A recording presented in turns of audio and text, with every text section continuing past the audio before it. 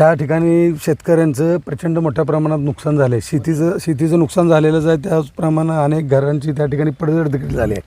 या भागातल्या 25-30 विहिरी गाळाने बुजून गेलेल्या आहेत. त्या ठिकाणी शेतकरी हवालदिल झाला आहे. सगळ्या शेतकऱ्यांचा किराणा माल असेल, धान्य असेल, ते देखील त्या ठिकाणी बुजून कुजून गेलेलं आहे. त्यामुळं आज या ठिकाणी मी माननीय राजसाहेब ठाकरेंच्या आदेशानुसार फुल नाही फुलाची पाकळी म्हणून ज्या शेतकऱ्यांचं नुकसान झालं आहे त्या शेतकऱ्यांना आणि ज्या घरांची पडझड झाली आहे त्या कुटुंबाला प्रत्येकी 10,000 रुपयाची रोख स्वरूपात मदत केली आहे. कारण सणांचे दिवस आहेत. दसरा 4 दिवसावर येऊन ठेपला आहे. सणसूद करायचा आहे.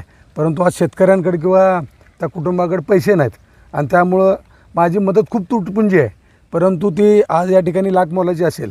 त्यामुळं मी महाराष्ट्र नवनिर्माण सेनेच्या वतीनं 10,000 रुपयाची रोख स्वरूपात प्रत्येक कुटुंबाला आणि शेतकऱ्यांना मदत केली आहे. सरसकट पंचनामे होत नाही, शेतकऱ्यांची तक्रार आहे. आपण कृषी मंत्र्यांशी बोललाय, काय त्यांनी आदेश दिलेले? आज या ठिकाणी आल्यानंतर शेतकऱ्यांनी सांगितले की बाबा सरसकट पंचनामे होत नाहीत, नदीच्या कडेचे आणि वड्याच्या कडेचेच आम्ही पंचनामे करणार असे काय मस्तवाला अधिकारी त्या ठिकाणी सांगतात.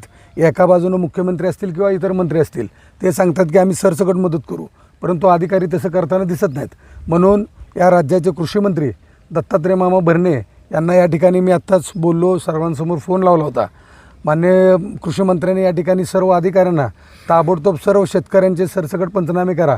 ज्यांची घरं पडलेली आहेत त्या लोकांचे देखील सरसकट पंचनामे करा. एकही माणूस त्या ठिकाणी नुकसानापासून वंचित राहणार नाही याची दक्षता घ्या. अशा पद्धतीचं कृषी मंत्र्यांनी या ठिकाणी आदेश दिलेले आहेत. मी खरंच कृषी मंत्र्यांचं देखील या ठिकाणी धन्यवाद मानतो.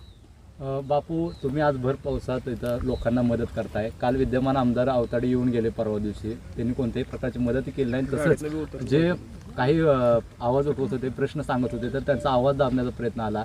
इथल्या दलित लोकांचा आवाज दाबण्यात आला. काय सांगू शकता? काय आता राजकारण करण्याचं किंवा राजकारण बोलण्याचं हे ठिकाण नाही.